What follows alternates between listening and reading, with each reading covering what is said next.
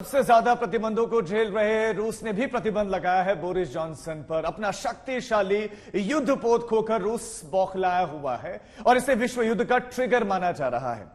रूस ने अभी यूक्रेन के तमाम शहरों पर हमले तेज किए हैं और पहली बार लंबी दूरी की मिसाइल भी दागी गई है। डर है कि कहीं पुतिन का यह गुस्सा विश्व युद्ध का दरवाजा न खोल दे।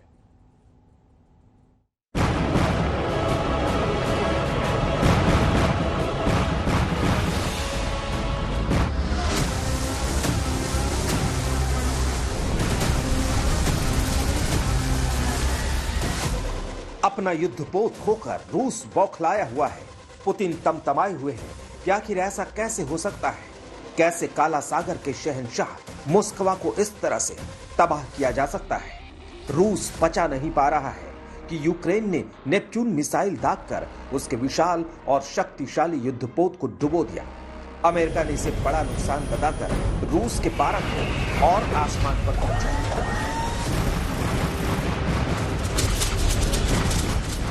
मॉस्को का नाम रूस की राजधानी मॉस्को के नाम पर रखा गया था। ऐसे में मॉस्को की तबाही के मायने बड़े हैं। इसे रूस की हार के तौर पर देखा जा रहा है, जो पुतिन को किसी भी कीमत पर बर्दाश्त नहीं। पुतिन आगे क्या करेंगे, ये सोचकर दुनिया सहमी हुई है।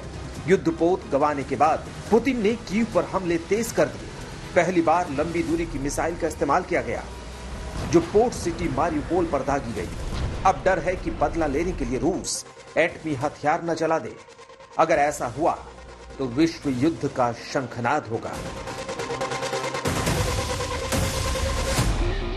रूस की तरफ से जो मिसाइल हमले हैं वो न केवल मिलिट्री फैसिलिटीज पर हो रहे हैं, जैसे मिसाइल बनने वाली फैक्ट्री हो या फिर जहां पर T-80 टैंक बनते हैं उन टैंक्स की फैक्ट्रीज पर हमला हो रहा है, बल्कि जहां पर ईंधन रखा हुआ है, जिन रास्तों से ईंधन आता है उस पर लगातार हमले हो रहे हैं। रूस की मंशा साफ है कि यूक्रेन बहुत ज्यादा समय तक युद्ध करने में सक्षम न रहे। खतरा तो अब लगातार बढ़ता जा रहा है।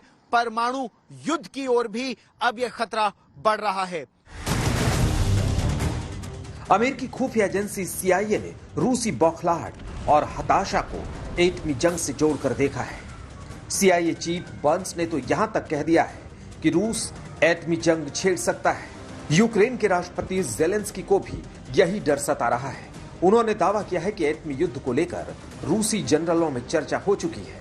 अब बस ट्रिगर दबाने की देरी है। दुनिया इसके लिए तैयार रहे। अमेरिका और यूक्रेन का डर यूं ही नहीं है। पुतिन की बौखलाहट और गुस्सा तो दिख ही रही है। जनरलों को गिरफ्तार किए जा रहे हैं। रक्षा मंत्री को फटकार लग रही है।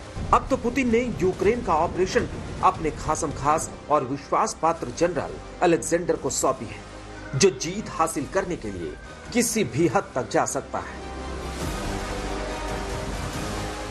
अब समय का चक्र फिर से घूम रहा है। एक बार फिर विश्व युद्ध का खूनी इतिहास दोहराता दिख रहा है। संभव है इसकी शुरुआत यूक्रेन रूस की जंग से हो, लेकिन बाकी मोर्चे भी इसके लिए सुलग रहे हैं। रूस का फिनलैंड और स्वीडन से बढ़ता तनाव आग में घी का काम कर सकता है। फिनलैंड और स्वीडन नाटो में शामिल होने का दम भर रहे हैं, तो रूस परमाणु हथियार की धमकी दे रहा है। हालात इतने बिगड़ गए हैं कि नाटो सेनाएं 5 युद्धपोतों के साथ बाल्टिक सागर में युद्धाभ्यास कर रही है। चीन और ताइवान का टकराव भी विश्व युद्ध के लिए एक मोर्चा बन रहा है। चीन ताइवान पर कब्जे के लिए आमादा है। हाल ही में चीन कई बार ताइवान की हवाई सीमाओं का उल्लंघन कर चुका है। यानी मंच तैयार है, बस विश्व युद्ध के लिए ट्रिगर का इंतजार है। डर है कि कहीं मॉस्को युद्धपोत ही वर्ल्ड वॉर का बहाना न बन जाए। कीव से गौरव सावंत और राजेश पवार के साथ गीता मोहन, दोनेत्स्क, आज तक।